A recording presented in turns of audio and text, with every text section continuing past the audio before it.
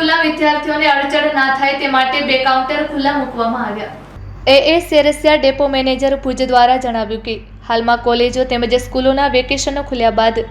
2 કરતાં વધુ કાઉન્ટરો કાર્યરત કરાવાયા છે, જેથી વિદ્યાર્થીઓને ઓછામાં ઓછી તકલીફ થાય તેમજ ઝડપી પાસ બની શકે તે માટેની વ્યવસ્થાઓ કરાઈ છે, તેમજ વિદ્યાર્થીઓને મુશ્કેલીનો સામનો ન કરવા પડે તે માટે સમયસર બાળકોને બસો મળી રહે તે માટે પણ પૂરતું ધ્યાન આપવામાં આવી રહ્યું છે। હાલમાં પાસની પ્રોસિજર ઓનલાઈન કરાવાય છે, જેથી વિદ્યાર્થીઓ પાસ માટે અપીલ કરે તે બાદ તેઓને પાસ તુરંત પ્રિન્સિપલ પાસે ઓનલાઈન જતો રહે છે,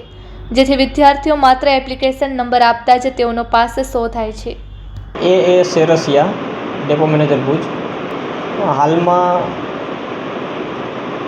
કોલેજો અને સ્કૂલોનું વેકેશન ખુલ્યું ત્યારથી લઈ અત્યાર સુધી 2 કાઉન્ટર રેગ્યુલર ચલાવવામાં આવે છે, તેમજ જો જરૂરિયાત પડે તો 2 કરતાં પણ વધુ કાઉન્ટર ખોલી અને વિદ્યાર્થીઓને ઓછામાં ઓછી તકલીફ પડે અને ઝડપી પાસ નીકળી શકે તે માટેની વ્યવસ્થાઓ કરવામાં આવેલી છે, તેમજ વિદ્યાર્થીઓને મુશ્કેલી ના પડે એટલા માટે એમના સમયસર સંચાલન થાય અને તમામ વિદ્યાર્થીઓને સ્કૂલે આવવા જવા માટે બસ મળી રહે તે બાબતે પૂરતું ધ્યાન આપવામાં આવી રહ્યું છે। હાલમાં એવું છે કે અગાઉ જે પાસ કાઢતા હતા એ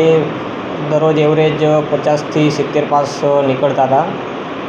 જ્યારે હાલમાં સિસ્ટમ ઓનલાઈન કરી દેવામાં આવેલી છે, જેથી વિદ્યાર્થી જેવા બી પાસ માટે એપ્લાય કરે છે એમનો પાસ સીધો જ જે તે સ્કૂલના પ્રિન્સિપાલ પાસે ઓનલાઈન જતો રહે છે। પ્રિન્સિપલ છે એ ઓનલાઈન જ એમને એપ્રુવલ આપી દે છે અને એ પાસ વિદ્યાર્થી દ્વારા જે કાઉન્ટર સિલેક્ટ કરવામાં આવેલું હોય એ જે તે બસ સ્ટેશનના કાઉન્ટર ઉપર જે તે કર્મચારીને શો થાય છે। વિદ્યાર્થીએ માત્ર એપ્લિકેશન નંબર આપતા એમને પાસ ઇસ્યુ થઈ જાય છે, એટલે કે પાસ જે 50થી 70 ઇસ્યુ થતા હતા એની જગ્યાએ હાલમાં 150થી 200ની વચ્ચે દરરોજ પાસ ઇસ્યુ થાય છે।